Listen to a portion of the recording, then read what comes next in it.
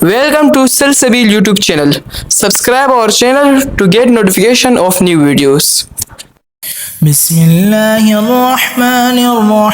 الرحيم الرحمن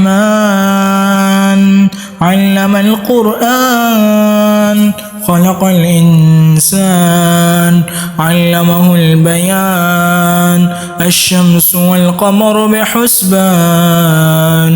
والنجم والشجر يسجدان والسماء رفعها ووضع الميزان ألا تطغوا في الميزان وأقيموا الوزن بالقسط ولا تخسروا الميزان والأرض وضعها للأنام فيها فاكهة والنخل ذات الأكمام والحب ذو العصف والريحان فبأي آلاء ربكما تكذبان خلق الإنسان من صلصال كالفخار وخلق الجان من مارج من نار فبأي آلاء ربكما تكذبان رب المشرقين ورب المغربين فبأي آلاء ربكما تكذبان مرج البحرين يلتقيان بينهما برزخ لا يبغيان فبأي آلاء ربكما تكذبان يخرج منهما اللؤلؤ والمرجان فبأي آلاء ربكما تكذبان وله الجوار المنشآت في البحر كالأعلام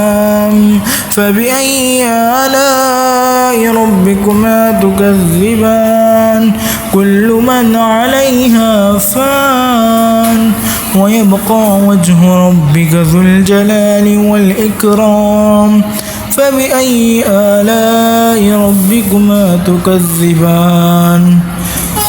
يسأله من في السماوات والأرض كل يوم هو في شأن فبأي آلاء ربكما تكذبان سنفرغ لكم أيها الثقلان فبأي آلاء ربكما تكذبان يا معشر الجن والإنس إن استطعتم أن تنفذوا من أقطار السماوات والأرض فانفذوا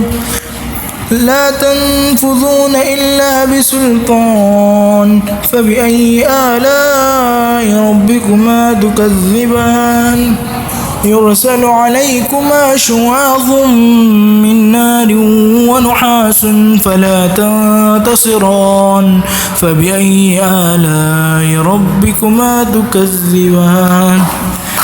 فإذا انشقت السماء فكانت وردة كالدهان فبأي آلاء ربكما تكذبان فيومئذ لا يسأل عن ذنبه إنس ولا جان فبأي آلاء ربكما تكذبان يعرف المجرمون بسيماهم فيؤخذ بالنواصي والأقدام فبأي آلاء ربكما تكذبان هذه جهنم التي يكذب بها المجرمون يطوفون بينها وبين حميم آن فبأي آلاء ربكما تكذبان لمن خاف مقام ربه جنتان فبأي آلاء ربكما تكذبان ذواتا أفنان فبأي آلاء ربكما تكذبان فيما عينان تجريان فبأي آلاء ربكما تكذبان فيما من كل فاكهة زوجان فبأي آلاء ربكما تكذبان متكئين على فرش بطائنها من استبرق وجنى الجنتين دان فبأي آلاء ربكما تكذبان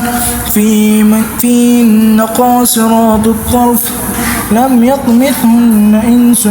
قبلهم ولا جان فبأي آلاء ربكما تكذبان